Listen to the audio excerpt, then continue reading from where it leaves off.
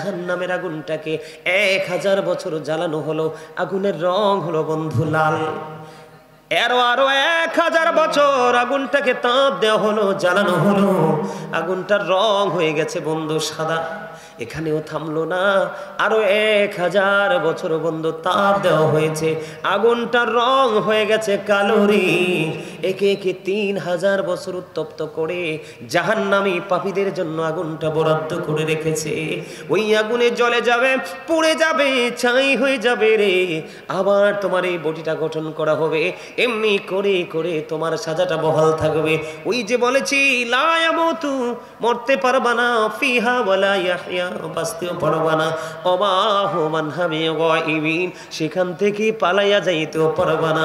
ও ইকরাশি দক্ষিণ পাড়ার মানুষ, আমার ভাই, আমার বাবা গো, হৃদয় খুলে শোনো, আজকে ঘরে বসে থেকো না। এই মাহফিল আগামী বছর আবার এমন একটা দিনে হয়তো বা হবে, এর মাঝখানে কে জানি রে চলে যেতে হয়, কার কাছে জানি আজরাইল চলে আসে, কে জানি পৃথিবীর রীতি টানতে হয় রে বন্ধু। এই জন্য বলেছি বন্ধু, এখানেই শুধু ক্ষান্ত নয় রে, পাপীদের ভয়ঙ্করতার কোনো শেষ নাই। ও বন্ধু, 30,000 বছরের রাস্তা হবে, ফুলচেরাতের ফুল চুলের চাইতে চিকন হবে, হীরা চাইতে বন্ধু ধার হবে। উপর দিক থেকে আগুন, নিচের দিকে ঝুলন্ত, নিচের দিক থেকে আগুন, উপরের দিকে বন্ধু উদিত। এর নিচেই তোমার জন্য জাহান্নাম বন্ধু বরাদ্দ। যে কিয়ামতের একদিন আগে যে ব্যক্তি মারা যাবে রে, তার জন্য কম পক্ষে হাসরের ময়দান 50,000 বছরের রাস্তা হয়ে যাবে বন্ধু। এমন ভয়ঙ্কর হবে ওই সিচুয়েশন, নারী এবং পুরুষ উলঙ্গ অবস্থায় থাকবে। মাইশা প্রশ্ন করলো, ইয়া রাসূলুল্লাহ, ইয়া হাবিবাল্লাহ, নবী গো, ও প্রাণের নবী, নারী পুরুষ উভয় সেদিন উলঙ্গ থাকবে, কেউ কি কারো দিকে নজর দেবে না? আমার নবীজি জানিয়ে দিয়েছেন এত ভয়ঙ্কর হবে রে আয়েশা, আয়েশা, এত ভয়ঙ্কর হবে রে, সেই দিনের ভয়ঙ্করতা একজন আরেকজনের দিকে তাকাইবার সুযোগ থাকবে না, এত ভয়ঙ্কর হবে। গর্ভধারিণী মা গর্ভের সন্তান প্রসব করার আগে সে গর্ভপাত করে ফেলবে। ও বন্ধু, স্তন্যদায়ী তার স্তন্যপায়ীর কথা ভুলে যাবে বন্ধু। এমন পরিস্থিতি হবে রে, কুল কিনারা খুঁজে পাবা না। তবে আল্লাহ আল্লাহ রাসূলের প্রেমিক হয়ে তুমি কবরে যাও, আল্লাহ রাব্বুল আলামিন বলে দিয়েছে, যতই বিপদ, যতই ভয়ঙ্করতা, যতই প্রতিকূলতা আসুক না কেন বন্ধু, তুমি দুনিয়া এবং আখিরাত উভয়ে জাহানে তুমি শান্তির সুবাতাস তোমার সাথে বইতে থাকবে। আরো জোরে বলেন না সুবহানাল্লাহ, আর জোরে বলুন না সুবহানাল্লাহ। সুবহানাল্লাহ ওয়ালহামদুলিল্লাহ, লা ইলাহা ইল্লাল্লাহ, সুবহানাল্লাহ ওয়ালহামদুলিল্লাহ, লা ইলাহা ইল্লাল্লাহ, লা ইলাহা ইল্লাল্লাহ, লা ইলাহা ইল্লাল্লাহ। আরশি কুরসি লৌহ কলম সৃষ্টি যাহার ওসিলা, নিজে আল্লাহ খুশি হইয়া নাম রাখিলেন হাবিবুল্লাহ। সুবহানাল্লাহ আলহামদুলিল্লাহ, লা ইলাহা ইল্লাল্লাহ, লা ইলাহা ইল্লাল্লাহ, লা ইলাহা ইল্লাল্লাহ। নামের সাথে নাম মিশাইয়া যারে আল্লাহ পাঠাইলা, রে যে আল্লাহ দুস্ত বলে তাহার প্রেমে মজিলা। সুবহানাল্লাহ আলহামদুলিল্লাহ, লা ইলাহা ইল্লাল্লাহ, লা ইলাহা ইল্লাল্লাহ, মুহাম্মাদুর রাসূলুল্লাহ সাল্লাল্লাহু আলাইহি ওয়াসাল্লাম। জোরে জোরে বলুন আলহামদুলিল্লাহ। বলতেছিলাম বন্ধু, এত ভয়ঙ্কর হবে রে, শুধু এখানে একান্ত নয়, আমি আজকে নেগেটিভ সাইডটা আপনাদের সামনে একটু তুলে ধরতেছি বন্ধু। হাদিস শরীফের মধ্যে এসেছে, একটা পাপী লোকের আত্মা যদি তার দেহ থেকে বের করা হয় গোটা পৃথিবীর যত প্রাণী আছে সবগুলোকে একত্রিত করার পরে যদি বন্ধু মরে পচে যদি দুর্গন্ধ বের হয়ে আসে, ওই সমস্ত প্রাণীর পচা দুর্গন্ধের চাইতেও বিকট হবে একটা পাপী লোকের আত্মা থেকে। জোরে জোরে নাউজুবিল্লাহ, আর জোরে বলেন না নাউজুবিল্লাহ। আপনারা জানেন না পাপী লোকের আত্মাটাকে এমন ভাবে বের করা হবে, একটা লোহার সরা তার পেটের মধ্যে ঢুকাইয়া যখন টান দিবে, আপনাদের এদিকে, আপনারা তো নদীমাতৃক এলাকার মানুষ, আপনাদের এদিকে পানি হইলে মাছ মারেনি চল দিয়ে, মাছটা যখন ভেসে ওঠে এইভাবে মারে, এরকম আসেনি? আমাদের কুমিল্লাতে এটাকে চল বলি আমরা, চল। এটা দিয়ে বন্ধু মাছ মারা হয়। মাছটা যখন মারা হয় চলটা কিন্তু ঢুকে বন্ধু সোজা হয়ে, কিন্তু বের হওয়ার সময় জীবিত মাছটার বডি থেকে কিন্তু গোস্ত নিয়ে উল্টা দিকে বের হয়। এই জন্য বন্ধু এইভাবে মাছ মেরে খাওয়া ইসলামে বৈধ নয়। আমি আপনাদেরকে বোঝাই, কাঁটাযুক্ত সরা যদি একজন মানুষের পেটের ভিতরে ঢুকানে দেওয়া হয়, ঢুকাইয়া যদি টান দেওয়া হয়, একটু একটু করে বন্ধু ছেড়ে ছেড়ে আসবে। ওই বন্ধু এত ভয়ঙ্কর, এই সিচুয়েশনটা কেমন লাগবে একটা মানুষ বন্ধু সহ্য করতে পারবে না। পাপী লোকের আত্মাটা বের করার প্রক্রিয়াটা এমনই হবে। নাউজুবিল্লাহ বলেন না, আর জোরে বলেন না নাউজুবিল্লাহ। এত বেশি দুর্গন্ধ বের হবে পাপী মানুষগুলোর আত্মা থেকে। এই ফেরেশতারা যখন এই পৃথিবীর বুকে আসবে ওই পাপী লোকের জানটা কবজ করার জন্য, তখন আল্লাহ রাব্বুল আলামিনের পক্ষ থেকে কুদরতি চট নিয়ে আসবে। চট বুঝেননি? চট, সালার চট, বেতের চট আছে না নাই? দেখবেন মানুষ যখন কবরে দেওয়া হয় বন্ধু, কবরের উপরে বাঁশের চাউনির উপরে চট বিছিয়ে মাটি দেওয়া হয়, এইরকম চট নিয়ে আসবে। বলে হুজুর কেন গো, পাপী লোকের আত্মা থেকে এত দুর্গন্ধ বের হবে, ওই কারণে ওই চট নিয়ে এসে বন্ধু এটাকে পেঁচিয়ে ফেলা হবে। যখন এই পাপী লোকের আত্মা নিয়ে যখন আসমান পর্যন্ত যাবে, আসমানের ফেরেশতারা তাকে আসমানে প্রবেশ করতে দিবে না, ভিতরে ঢুকতে দিবে না। জোরে জোরে কন্যা নাউজুবিল্লাহ। বডির ভিতরে সেই আত্মাটা পালানোর চেষ্টা করবে, এই আত্মাটা বডি থেকে বের হতে চাইবে না। মরণ কখনো সে পছন্দ করবে না। কেন গো পছন্দ করবে না? কারণ এই মরণটা যে তার জন্য আরো বেশি ভয়ঙ্কর বিপদ, এইটা সে বুঝতে পারবে। জাহান্নামের সকল নমুনা তার চোখের সামনে ফেরেশতারা তুলে ধরবে। জোরে জোরে কন্যা নাউজুবিল্লাহ। এই কারণে পাপী লোকের দেহটা, পাপী লোকের আত্মাটা দেহের মধ্যে ঘুরঘুর করতে থাকবে, পালানোর চেষ্টা করবে, কিন্তু আজরাইল থেকে পালানো যায়নি। কথা জোরে বলেন, পালানো যায়নি। আল্লাহ তো মৃত্যু, জীবন এবং মৃত্যু সৃষ্টি করেছে। আল্লাযী খালাকাল মাউতা ওয়াল হায়া, আল্লাহ রাব্বুল আলামিন তিনি মৃত্যু সৃষ্টি করেছেন, জীবন সৃষ্টি করেছেন। ঠিক কিনা বলেন? বাঁচার কোনো সুযোগ নেই, পালানোর চেষ্টা করবে, কিন্তু আজরাইল তাকে বের করবে। আজরাইল বের করে বন্ধু নিবে রে, নিতে দেরি এখান থেকে গোসল করে তাকে কবরে নেওয়া হবে। কবরে নেওয়ার পরে আমি আপনাদেরকে বলি, পাপী লোক বলতে একটা হলো মুমিন, আরেকটা হলো কাফের। কথা বুঝবেন? কয়টা?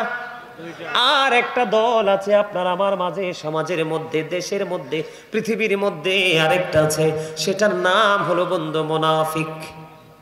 আছে না নাই? আল্লাহ রাব্বুল আলামিন পবিত্র কালামে হাকিম স্পষ্ট করে বলে দিয়েছে, উইদ্দাত লিল কাফিরিন, কাফিরদের জন্য আল্লাহ জাহান্নাম বরাদ্দ করেছে। উইদ্দাত লিল মুত্তাকিন, মুত্তাকিনদের জন্য আল্লাহ রাব্বুল আলামিন জান্নাত বরাদ্দ করে দিয়েছে। আরেকটা হলো মাঝখানে বন্ধু মুনাফিক। মুমিন আল্লাহর প্রিয়, বেঈমান কাফির চিহ্নিত, কিন্তু মুনাফিক কখনো চিহ্নিত করা যায় না। আপনার কাছেও এক, আমার কাছেও এক, সবার কাছেই এক। ঠিক কিনা বলেন? বন্ধুরে আমার, সবচেয়ে বড় হলো মুনাফিক। আল্লাহ রাব্বুল আলামিন বলেছেন, ইন্নাল মুনাফিকিনা ফিদ দারকিল আসফালি মিনান নার। আল্লাহ রাব্বুল আলামিন বলেছেন, the hypocrites will be in the lowest place of hell. মুনাফিকরা জাহান্নামের একেবারে সর্বনিম্ন স্তরে থাকবে। হযরত আলী রাদিয়াল্লাহু তাআলা আনহু থেকে হাদিস কানা বর্ণিত, আমার নবী, আপনার নবী, দু জাহানের বাদশা নবী, তিনি জানিয়ে দিয়েছেন বন্ধু দুইটা দিক। রাসূল জানিয়ে দিয়েছে মুনাফিকরা নবীকে ভালোবাসবে না। বলেন, আরো জোরে বলেন, সবকিছু তার হাতে কিনা? আমি যদি আপনাদেরকে বলি, ও বন্ধু, এই মানুষগুলো যে মৃত্যুবরণ করলো, কবরে গেলে তার বিপদ, হাসরেও তার বিপদ। ও বন্ধু, খাবার চাইলেও তার বিপদ, পানি চাইলেও তার বিপদ। এবং জাহান্নামীদের পোশাক বন্ধু আছে, এদেরকে এমন ভয়ঙ্কর পোশাক পরানো হবে রে, ওই পোশাকের দুর্গন্ধ যদি পৃথিবীতে ছড়ায়, গোটা পৃথিবীর বায়ু দূষিত হয়ে যাবে, মানুষ রোগাক্রান্ত হয়ে যাবে, বন্ধু মারা যাবে। এমন ভয়ঙ্কর পোশাক তাদের জন্য বরাদ্দ। বাঁচার কোনো উপায় নাই, মরার কোনো উপায় নাই বন্ধু, পেখান থেকে পালিয়ে যাওয়ার কোনো উপায় নাই। আমি আপনাদেরকে আরেকটা মজার খবর আমি আপনাদেরকে দেই। হযরত ইদ্রিস আলাইহিস সালামের নাম শুনছেননি? ইদ্রিস নবীর নাম শুনছেন না? তিনি সব সময় বন্ধু রোজা রাখতো, প্রতিদিন তিনি রোজা রাখতেন। ইফতারগুলো জান্নাত থেকে আসতো, ইফতার করার পরে যখন অবশিষ্ট থাকতো, এগুলো আবার বন্ধু রিটার্ন চলে যাইতো জান্নাতে। আরো জোরে কন্যা সুবহানাল্লাহ, আরে আরো জোরে সুবহানাল্লাহ। এত বেশি পাওয়ারফুল জিনিস যেটা আমি আপনাদেরকে বলে বোঝাতে পারবো না, আমি না, পৃথিবীর কোনো আলেম বুঝাইতে পারবে না, এটা এত ওজনের জিনিস। আপনারা এখানে কেন আসছেন? আল্লাহকে পাওয়ার জন্য না? আল্লাহকে পাইতে হলে কিন্তু আপনাকে একটা রাস্তা অবলম্বন করতে হবে। কি একটা রাস্তা? সেই রাস্তাটা হলো হক্কানি আলেমরা, হক্কানি আল্লাহর ওলিরা যেই পথে হাঁটে সেই পথ। কোন পথ? ইহদিনাস সিরাতাল মুস্তাকিম। আছে না নাই সূরা ফাতিহায়? আরেকটা মজার খবর বলবো, আপনার জীবনে বেশি আমল করতে পারেন নাই, কিন্তু অন্তরে মায়া মোহাব্বত প্রেম নিয়ে গেছেন। মানুষের অনেক প্রতিকূলতা থাকে না? এখন দিন যত যাচ্ছে মানুষের প্রতিকূলতা ততই বেশি বাড়ছে, তাই তো? আমি আপনাদেরকে বলি, জীবনে যদি কোনোদিন হক্কানি কোনো আলেমকে ভালোবাসতে পারেন, কি করতে পারেন? জীবনে আপনার তার সাথে কোনোদিন দেখা হয় নাই, আল্লাহর হাবিব বলেছে জীবনে কোনোদিন তার সাথে তোমার দেখা হয় নাই, কিন্তু তার সাথেই তুমি থাকবা। ওমা, এটা আমি বানিয়ে বলি নাই তো, কনফিউশন করা যাবে না। কনফিউশন থাকলে বুঝবো যে ইমানে গলদ আছে। আল্লাহ রাব্বুল আলামিন বলেছেন, join with my dear people, come to my paradise. আল্লাহ বলেছেন, join with my dear people, আমার প্রিয় লোকেদের সাথে যুক্ত হও, কাম টু মাই প্যারাডাইস, আমার জান্নাতে চলে আসো। সেই প্রিয় লোক হলো কারা? ইন্নামা ইয়াখশাল্লাহা মিন ইবাদিহিল উলামা। সেই প্রিয় লোক হলো হক্কানি আলেম এবং হক্কানি আল্লাহর ওলিরা। কারণ পৃথিবীর বুকে যত মানুষ আছে সত্যিকারের আল্লাহকে যদি কেউ ভয় করে, তারা হলো হক্কানি আলেম এবং হক্কানি আল্লাহর বন্ধু ওলিরা। এই জন্য আল্লাহ রাব্বুল আলামিন সাধারণ মানুষ যারা, আমজনতা যারা, তাদেরকে বলেছেন, join with my dear people, আমার প্রিয় লোকেদের সাথে যুক্ত হও, কাম টু মাই প্যারাডাইস, আমার জান্নাতে চলে আসো। জোরে জোরে বলেন না সুবহানাল্লাহ। ফাদখুলি ফি ইবাদি ওয়াদখুলি জান্নাতি। আসেনি? শুনছেন নি আয়াত? তাহলে অস্বীকার করার সুযোগ আছে? তাহলে আলেমদের কি ভালোবাসলে লাভ না লস? আলেমদের মজলিসে বসলে লাভ না লস? লাভ না? আরো বেশি লাভ হলো ওই যে বললাম, আরো বেশি লাভ হলো ওই যে সুবহানাল্লাহ বলা। কি বলা? বেশি বেশি বলবেন। আমি কি সারা রাত থাকবো? আমি কিছুক্ষণ পরেই তো চলে যাব। এই আশা এবং যাওয়া মাঝখানের সময়টা যেন আপনার আমার জন্য কাল হাসরের ময়দানে নাজাতের জরিয়া হয়ে যায়। জোরে বলেন আমিন, সুম্মা আমিন। বন্ধুরে আমার, গভীর খেয়াল করবেন, আমি একটা একটা করে পয়েন্ট ছোট্ট ছোট্ট করে আপনাদের সামনে তুলে ধরছি। পাপী মানুষ মৃত্যুর সময় তার বিপদ, কবরে যাওয়ার পরেও বন্ধু তার বিপদ, ওই ভবিষ্যৎ পর্যন্ত তার বিপদ। আপনার অসুবিধা হয়? আমি তো আগেই বলছি, কিন্তু ভালো ফিল করছি। আপনি শেষ করেন। আমি যখন আসলাম ভালো ফিল করছি। আমি জিকির করছি, আপনি যখন হাত কাঁপতেছে, আমি এখানে বসে বসে আল্লাহকে বলছি, আল্লাহ এই মানুষটাকে একটু সুস্থ করে দাও, যেন বসে বসে একটা আলোচনা শুনতে পারে। আমি এখানে বসে বসে আল্লাহর কাছে, দেখছেন না উনি যখন মাইকটা হাতে নিছে, আমার ওনাকে দেখে অনেক করুণা হয়েছে, অনেক মায়া হয়েছে। যে একটা মানে দেখতেও নাকি কি অসুস্থ মনে হয়, অসুস্থ হয় না, কিন্তু ওনার প্রাথমিক যে সিচুয়েশনটা দেখছিলেন তো কেমন, এখন একটু রিল্যাক্স না? আপনার কাছে ভালো লাগে? বসবেন? আলহামদুলিল্লাহ, আলহামদুলিল্লাহ। আপনারা সবাই বলেন আল্লাহ যেন ওনাকে পুরো ওয়াজটা শুনে যাওয়ার তৌফিক দেয়। আমি জিকির করছি আর মন থেকে আল্লাহর কাছে একটু ছোট্ট একখানা দরখাস্ত লিখে দিয়েছি, মালিক এত দূর থেকে আসছি, ভালোবেসে এসছি কাছে, একটু আলোচনা শুনতে সুযোগ দাও। আমি কিন্তু মানে অপেক্ষা করছিলাম যে উনি কি বলে, উনি কিন্তু ওনার নিজের যে অনুভূতিটা প্রকাশ করে ফেলেছে। সুবহানাল্লাহ বলেন। আরে জোরে আল্লাহু খায়রুল মাকিরিন, শ্রেষ্ঠ কৌশলের মালিক কে? আল্লাহ যখন বলে কুন ফায়াকুন, সঙ্গে সঙ্গে হয়ে যায়। সুবহানাল্লাহ বলেন।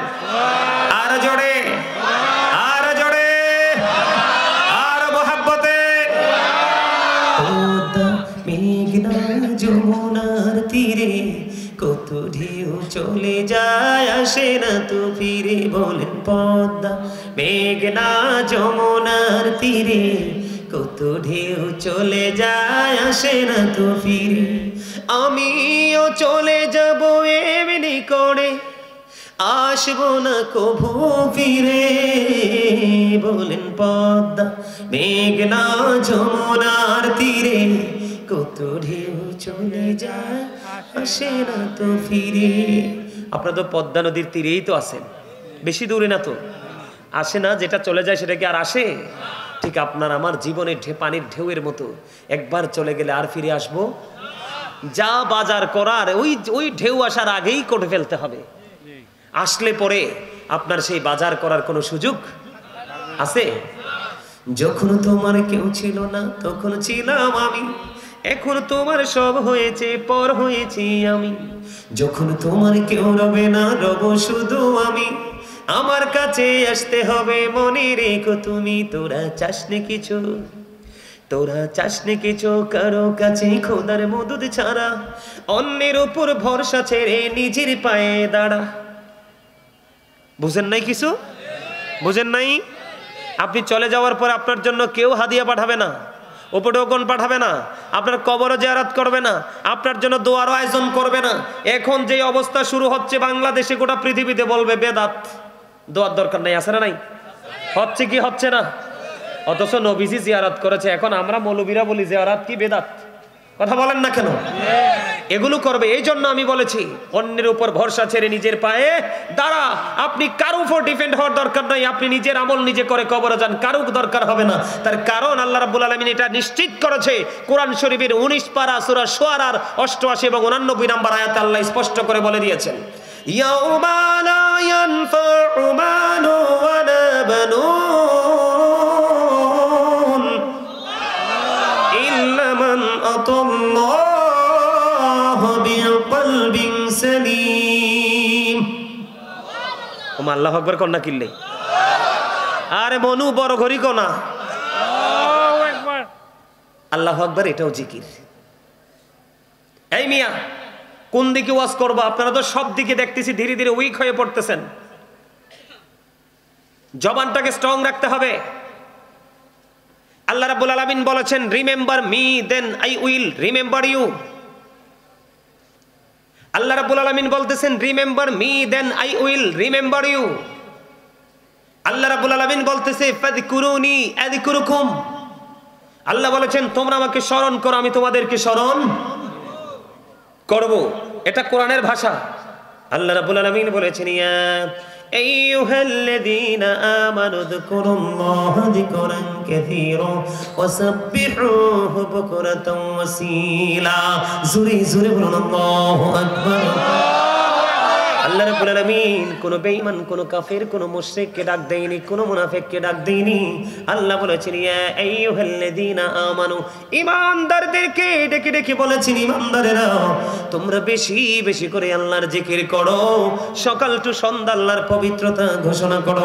আল্লাহর কোরআনের বাণী হলো এটা। আর আল্লাহর হাবিব সরকারে মদিনা ইমামুল মুরসালিন তিনি বলেছে, বান্দা আমার উম্মত তোমরা শোনো গো, তোমরা যখন জিকির করো এমন ভাবে জিকির করবা, তোমাদের জিকির করা দেখলে যেন মানুষ তোমাদেরকে পাগল বলে। আল্লাহর হাবিব আরো বলেছেন, আপনারা আসার পরে খেয়াল করেছেন কিনা জানি না, আমি যখন আমার এই চেয়ারে বসলাম, বসার পরে আমি দেখেছি এখানে একটুখানি পানি, আমি একটা পোস্টার নিয়ে কিন্তু এটা মুছে দিয়েছি। মানে পানি, এই মুহূর্তে পানি পরিষ্কার করার জন্য আমার কাছে দুইটা অপশন, একটা হলো টিস্যু আর একটা হলো পেপার। আমি পেপারটা বেছে নিয়ে পানিটা কি করে দিলাম, ক্লিন করে দিলাম, পরিষ্কার করে দিলাম। বন্ধু, এটা বলার কারণ হলো গো, প্রত্যেকটা জিনিসকে পরিষ্কার করার যেমনি উপকরণ আছে, তেমনি মানুষের মনের ঘর, মানুষের হৃদয়ের ঘর, ওই যে বলেছি যেটাকে ইংলিশে বলা হয় সোল, বাংলাতে বলা হয় আত্মা, আরবিতে বলা হয় রূহ। এই যে রুহানির জগৎ, এই জগৎটাকে ক্লিন করার জন্য বন্ধু একটা উপকরণ আছে, সেটা হলো মাওলার জিকির। আল্লাহ রাব্বুল আলামিন আল্লাহর হাবিব জানিয়ে দিয়েছে, বেশি বেশি করে মাওলার জিকির করো, তোমার মনের ঘর পুরো পরিষ্কার হয়ে যাবে। আল্লাহর হাবিব আরো বলেছেন, জিকির দুই ভাবে করা যায়। কয় ভাবে? দুই ভাবে করা যায়। একটা হলো জবান আর একটা হলো অন্তর। তবে জবান এবং অন্তর দুটো মিলে যে জিকির করা হয়, ওই জিকির হলো আল্লাহর কাছে সবচেয়ে বড় জিকির। জোরে জোরে বলুন সুবহানাল্লাহ।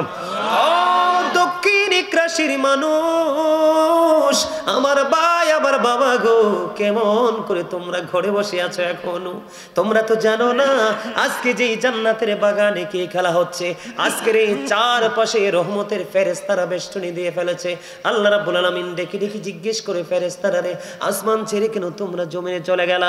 ফেরেশতারা ডেকে ডেকে বলে, আল্লাহ তোমার বান্দাগুলো এত প্রাণ উজাড় করে তোমার জিকির করছে গো, তাদেরকে অভিনন্দন জানানোর জন্য আসমান ছেড়ে জমিনে চলে এসেছি। আল্লাহ রাব্বুল আলামিন তখন আমাদেরকে নিয়ে অহংকার করতে থাকে, বান্দাগুলো ডেকে নিয়ে বন্ধু আল্লাহ রাব্বুল আলামিন খুশি হয়। আমাদেরকে যখন সৃষ্টি করার প্রস্তাব আল্লাহ দিয়েছিলেন, আল্লাহ রাব্বুল আলামিন বলেছিলেন ইন্নী জাইলুন ফিল আরদি খালিফা, আমাদেরকে সৃষ্টি করার প্রস্তাব যখন দিয়েছিলেন, ফেরেশতারা না করেছে, তারা আপনার গোলামি করবে না, আমারে হানাহানি করবে। আল্লাহ রাব্বুল আলামিন বলেছিলেন ইন্নী আ'লামু মা লা তা'লামুন, আমি যা জানি তোমরা তা জানো না। যখন বান্দা জিকির করতে থাকে, ফেরেশতারা বান্দাকে অভিনন্দন জানানোর জন্য জমিন পর্যন্ত চলে আসে, আর আমার আল্লাহ তখনই বলতে থাকে, আমি বলেছিলাম আমি যা জানি তোমরা তা জানো না। তার মানে আমার সকল বান্দা নাফরমানি করবে না।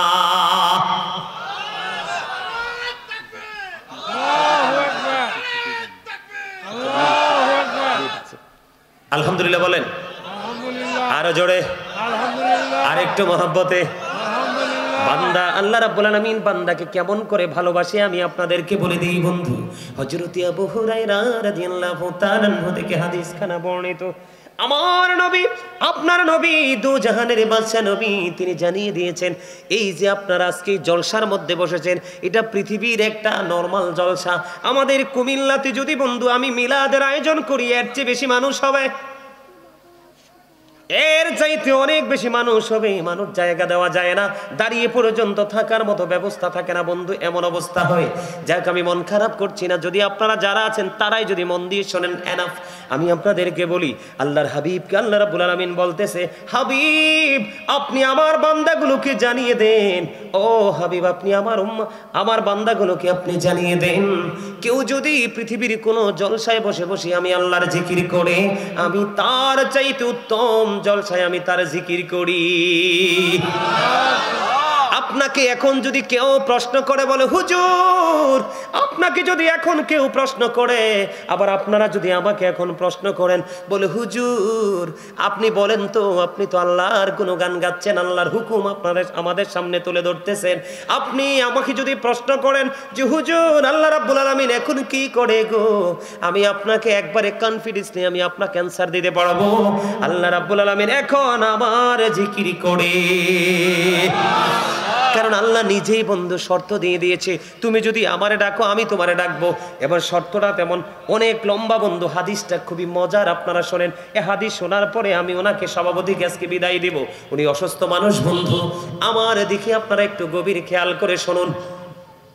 আপনি যখন এই জলসার মধ্যে বসে বসে জিকির করবেন, আল্লাহ রাব্বুল আলামিন বলতেছে তার চাইতে উত্তম জলসায় আল্লাহর বান্দার জিকির করে। কেউ যদি আল্লাহর জিকির একা একা করে রে, আল্লাহ রাব্বুল আলামিন তার জিকির বন্ধু একা একা করে। কেউ যদি আল্লাহর জিকির করার জন্য, হাদিস শরীফের মধ্যে এসেছে, কেউ যদি আল্লাহর জিকির করার জন্য 1 বিঘা পরিমাণ সামনের দিকে এগিয়ে যায়, আল্লাহর বান্দার দিকে 1 গজ পরিমাণ এগিয়ে আসে। জোরে জোরে কন্যা সুবহানাল্লাহ। আর কেউ যদি আল্লাহ রাব্বুল আলামিনের দিকে দিকে 1 হাত পরিমাণ যায় রে। আল্লাহ রাব্বুল আলামিন ডেকে ডেকে বলে, হাবিব, হাবিবি গো, আপনি জানিয়ে দেন আমার বান্দা যদি আমার দিকে 1 হাত পরিমাণ এগিয়ে আসে, আমি আমার বান্দার দিকে 2 হাত পরিমাণ এগিয়ে আসি। জোরে জোরে বলেন না সুবহানাল্লাহ। আল্লাহর হাবিব আরো জানিয়ে দিয়েছেন, কেউ যদি আল্লাহ রাব্বুল আলামিনের দিকে হেঁটে হেঁটে আসে, এই যে দেখেন মানুষগুলো হাইটে হাইটে আসে কিনা, কথা বলে না, আসে কিনা? কোন মানুষ যদি আল্লাহর দিকে হেঁটে হেঁটে আসে রে, আল্লাহ রাব্বুল আলামিন কথা দিয়েছে আমি আমার ওই বান্দার দিকে দৌড়ে ছুটে আসি। জোরে জোরে বলেন না সুবহানাল্লাহ। বন্ধু দেখেন, আপনি একা একা জিকির করেন তখনও আল্লাহ আছে। আপনি 1 বিঘা পরিমাণে গিয়ে আসেন, 1 গজ পরিমাণ কাছে আসেন, 1 হাত পরিমাণে গিয়ে আসেন, আল্লাহ 2 হাত পরিমাণ আপনার দিকে এগিয়ে আসে। বলে হুজুরের মানে কি? আপনি যত দ্রুত আল্লাহ পাইতে চান তারও আগে আগে আল্লাহ আপনাকে এসে ধরা দেয়। বলে হুজুর এক্সাম্পল দেন গো। সারা গ্রামের মানুষ বন্ধু দোয়া করলে দোয়া কবুল হয় না, কিন্তু এমন একজন আল্লাহওয়ালা বুজুর্গ আছে রে, ওনার কাছে যাইতে দেরি দোয়া কবুল হইতে দেরি হয় না, কারণ ওনার কাছাকাছি আছেন মালিক, ওনার কলিজার মধ্যে আছেন মালিক, ওনার হৃদয়ে আছে স্রষ্টা। উনি দুনিয়ার সব কিছুকে রেখেছে দূরে, আর মালিককে রেখেছে খুবই কাছে। জোরে বলেন না সুবহানাল্লাহ। এখন আমি আপনাদেরকে বলি বন্ধু, বলে হুজুর জিকির, জিকির হলো আরবি শব্দ, ইংলিশে এটাকে বলা হয় রিমেম্বার, বাংলাতে এটাকে বলা হয় স্মরণ। বন্ধুরে আমার, সুবহানাল্লাহ বল আল্লাহর জিকির, আলহামদুলিল্লাহ বল আল্লাহর জিকির, আল্লাহু আকবার বল আল্লাহর জিকির, লা ইলাহা ইল্লাল্লাহ বল আল্লাহর জিকির। কাউকে ভালো কাজের জন্য ডাকা এটাও মাওলার জিকির, কাউকে মন্দ কাজ থেকে বিরত রাখার চেষ্টা করা এটাও মাওলার জিকির। আপনি নামাজে দাঁড়িয়েছেন ওটাও মাওলার জিকির, আপনি হজে গেছেন সেটাও জিকির। হজ হলো জিকিরের জুলুস, কারণ এটা বিভিন্ন জায়গা পরিদর্শন করে সম্পূর্ণ করতে হয়, এই জন্য সেটা হলো জুলুস। আর নামাজ হলো মালিকের জিকিরের জলসা, যেটা বিভিন্ন জায়গায় দাঁড়িয়ে, একই জায়গায় দাঁড়িয়ে এবং বসে সম্পূর্ণ করা হয়। এবার বন্ধু সব জিকির সম্পর্কে আমি আপনাকে বলে দিলাম, কিন্তু একটা জিকির খুবই স্পেসিফিক ভাবে বলতে চাই, সেই জিকির হলো নামাজ। এই নামাজ এত শক্ত একটা জিকির বন্ধু, প্রেয়ার ইজ দ্য কি টু প্যারাডাইস। এই জিকিরটা হলো জান্নাতের চাবি। সুবহানাল্লাহ বলেন না। এই নামাজটা কি জান্নাতের চাবি মুমিনের জন্য। এখন কি একটু একটু শীত পড়ে কিনা বন্ধুরে আমার, আমার দিকে তাকান। আমার নবীজি শীতের দিনে বের হলো, বের হওয়ার পরে চাইয়া দেখে গাছের পাতাগুলো বন্ধ শুষ্ক হয়ে আছে। সমস্যা? তাইলে সমস্যা না হলে কানে কানে কথা চলবে না এখানে, একদম এদিকে আপনারা তাকায় থাকবেন, ওইদিকে এরা তাকায় থাকবে আমার দিকে, ঠিক আছে নি? হ্যাঁ, এই যে আমার চাচা একটা হাসছে, বিউটিফুল স্মাইলিং, মারহাবা বলেন। এই আমার স্বাস্থ্য ভাইরা একটা হাসি দিছে, thank you, you are great my dear younger brother. তোমার হাসি তোমার খুব মজা লাগছে ভাই, বেশি বেশি হাসবা, বেশি বেশি ফ্রি থাকবা, কারণ আল্লাহর হাবিব বলেছেন ফ্রি মানুষ অসুস্থ হয় কম। যেই মানুষ ফ্রি থাকে, নরমাল থাকে, ফ্রি থাকে, তাকে অসুস্থতা গ্রাস করে না, এটা নবীজির কথা। আর যেই মানুষ প্রাউড ফিল করে, গোমরা মুখে থাকে, পেঁচার মতো, পেঁচা জানেন, পেঁচা হাসছে কখন সেটাও জানি না, কথা বলে কখন সেটাও বুঝি না, ঠিক না ঠিক? কিছু মানুষ আছে পেঁচা মার্কা, ওরা কিন্তু স্পট ডেড, হার্ট অ্যাটাক করে মারা যায়, কারণ তার এই গোমরাহি তার হার্টকে কি করে দেয়, দুর্বল করে দেয়। বেশি বেশি করে হাসি খুশি থাকবেন, ফ্রি থাকবেন, জিকির করবেন। Zika is the heart medicine. জিকির হলো হার্টের ওষুধ। আপনি হার্টকে স্ট্রং রাখতে হলে, শক্ত রাখতে হলে বেশি বেশি জিকির করতে হবে। আর জোরে, আর একটু মহব্বতে। বন্ধুরি আমার, আমার নবী কি করলেন? শীতের দিনে বের হলেন, বের হওয়ার পরে তিনি চাইয়া দেখলেন গাছের পাতাগুলো জোরে জোরে পড়ছে। এবার আমার নবী গাছের ডাল 2টা ধরলেন, ধরার পরে ডাক দিলেন, রে আবু জর। আবু জর উত্তর দিলেন, লাব্বাইকা ইয়া রাসূলুল্লাহ, আমি হাজির। আমার নবীজি একটা ডাক দিয়ে বললেন, রে আবু জর, তুমি গাছের দিকে তাকায় দেখো গো, শীতের কারণে শুষ্ক হয়ে গাছের পাতাগুলো কেমনি ঝরে ঝরে পড়ছে।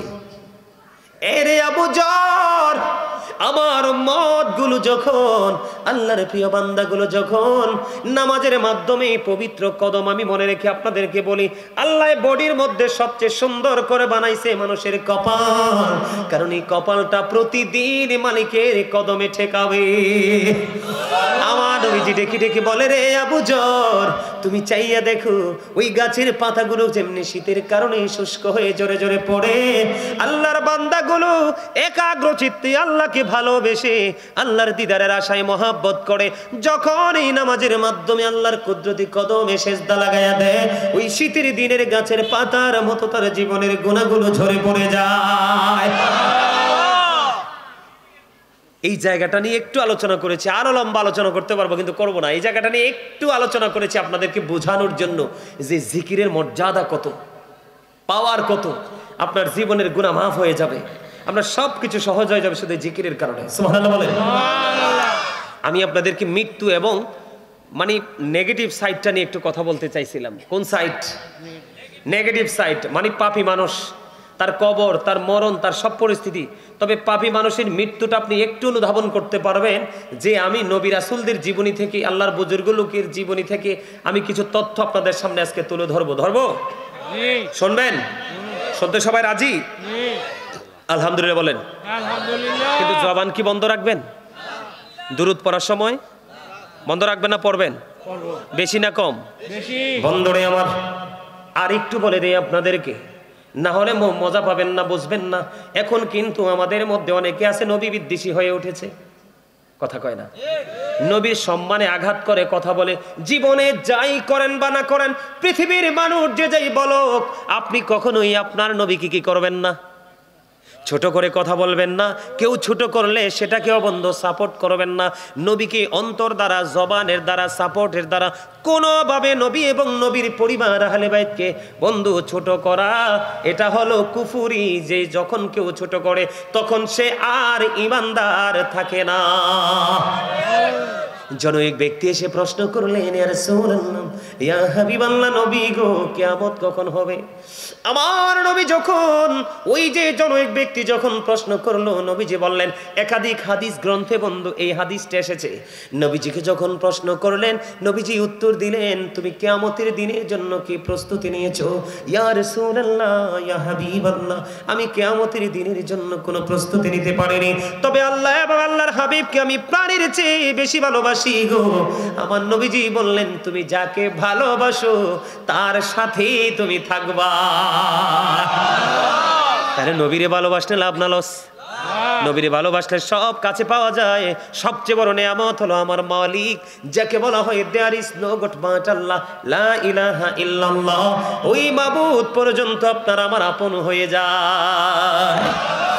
নবীজি বলে দিয়েছেন, পৃথিবীর বুকে যে যত বেশি আমি নবীকে ভালোবেসে দরুদ পড়তে পারবে, সে কাল হাসুরের দিন আমি নবীর তত বেশি কাছে থাকবে। আরো জোরে বলেন না সুবহানাল্লাহ। নবী যে আপনাকে আমাকে সুপারিশ করতে পারবে, নবীজির পাওয়ার আছে, সেটা আপনারা বিশ্বাস করেননি। বিশ্বাস যদি না করেন, আমি আপনাদেরকে কোরআন থেকে দলিল দেই। আল্লাহ রাব্বুল আলামিন বলেছেন, ওয়া মিনাল লাইলি ফাতাহাজ্জাত বিহি নাফিলাতাল লাকা আসা আইয়াবআসাকা রাব্বুকা মাকামান মাহমুদা। আল্লাহু আকবার বলেন। আল্লাহ রাব্বুল আলামিন আল্লাহর হাবিবের জন্য তাহাজ্জুদের নামাজটাকে খাস করে দিয়েছেন। আরো বলেছেন, অচিরেই আপনাকে মাকামে মাহমুদ তথা প্রশংসার জায়গায় আপনাকে কি করানো হবে? সমাসীন করা হবে। আল্লাহর প্রশংসা করবে, হামদ পড়বে বন্ধু, আল্লাহর কাছে আল্লাহর হাবিব আমাদের জন্য সুপারিশ করবে। সব কিছু আল্লাহ রাব্বুল আলামিন আমাদের পক্ষ হয়ে কবুল করে নেবে। সুবহানাল্লাহ বলেন। আর জোরে বলেন না সুবহানাল্লাহ। আপনি আমার কথা বুঝেন, আমাদের দেশের যে যুগে যুগে যে প্রধানমন্ত্রীগুলো এসেছে, তারা একজন, তাদের পিএস বলেন বা তাদের অনুকরণীয় কোনো মানুষ বলেন, তাদেরকে বাছাই করে করে তারা তাদের এক একজনকে এক একটা জায়গায় বসায়। প্রধানমন্ত্রী তার কথাগুলো শুনবো বলে, কথা কয় না। বিষয়টা এরকম না? আল্লাহ রাব্বুল আলামিন 1,24,000 নবী রাসূল পাঠিয়েছেন। এর মধ্যে আপনার আমার নবীকে বলেছেন ইমামুল মুরসালিন, তার মানে নবীদেরও নবী। আমরা কি প্রাউড ফিল করব না? আমি সব বুকে হাত দিয়ে বলি, I am very successful person. কেন? শুধু আখিরি নবীর উম্মত হতে পেরেছে এই জন্য। সুবহানাল্লাহ বলেন না কেন? কারণ আমার দিকে তাকান, Allah of the first pillar is the lord of world, রব্বুল আলামিন। মুহাম্মদুর রাসূলুল্লাহ সাল্লাল্লাহু আলাইহি সাল্লাম is the blessing for the world, রাহমাতাল লিল। চমৎকার না? স্রষ্টা হলেন রব্বুল আলামিন, আর স্রষ্টা যে সৃষ্টি আল্লাহর প্রিয় হাবিবকে বানিয়েছেন রাহমাতাল লিল, এটা কি আমাদের জন্য নিয়ামত কিনা? আরে আরো মজার কত খবর আছে জানেন? আমেরিকার গবেষক মাইকেল এইচ হার্ট তিনি বক্তব্য দিয়েছেন, 100 জন প্রভাবশালীর তালিকা তিনি করেছেন। তিনি বলেছেন the 100 A ranking of the most influential person in the history. তিনি 100 জন প্রভাবশালীর তালিকা করে ইনফ্লুয়েন্সিয়াল দ্বারা আপনার আমার নবীকে সবচেয়ে প্রভাবশালী হিসেবে আখ্যায়িত করেছেন। বসরা ইউনিভার্সিটির একজন লেকচারার ছিলেন, কুমিল্লা শাহপুর দরবার শরীফের পীর সাহেব কেবলা, ওনার অসংখ্য কিতাব তিনি রচনা করেছেন। কখনো নন স্টপলি A to Z কমপ্লিট করেছেন ইংলিশে, কখনো উর্দুতে, কখনো আরবিতে, কখনো বাংলা আরবি ইংলিশ ট্রান্সলেশনের মাধ্যমে অসংখ্য কিতাব তিনি রচনা করেছেন। তিনি একটা বক্তব্য দিয়েছেন, of all the great religious personalities of all prophet Muhammad রাসূলুল্লাহ সাল্লাল্লাহু আলাইহি সাল্লাম ওয়াজ দ্য মোস্ট সাকসেসফুল। আওয়াজ তুলে বলেন না সুবহানাল্লাহ। আমরা সেই নবীর উম্মত হয়ে ধন্য না নগণ্য? আরে আরো জোরে বলেন ধন্য না নগণ্য? সেই নবীর উম্মত হতে পেরে আমি সব সময় প্রাউড ফিল করি।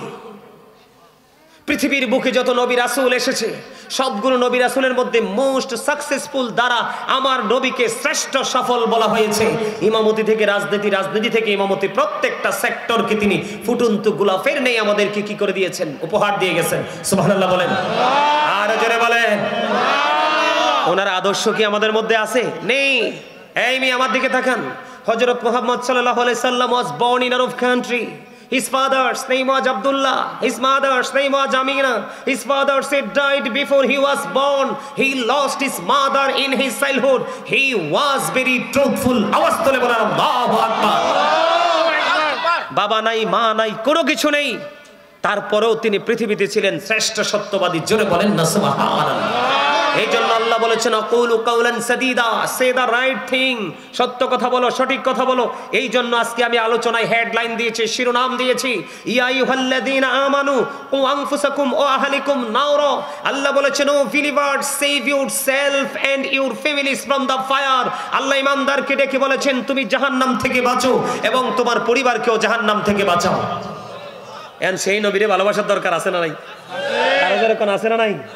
আল্লাহর হাবিব দরকারে মদিনা তিনি বলে দিয়েছেন, পৃথিবীর বুকে যত বেশি ভালোবেসে নবীকে দরুদ পড়বা, নবীকে তত বেশি কাছে পাইবা।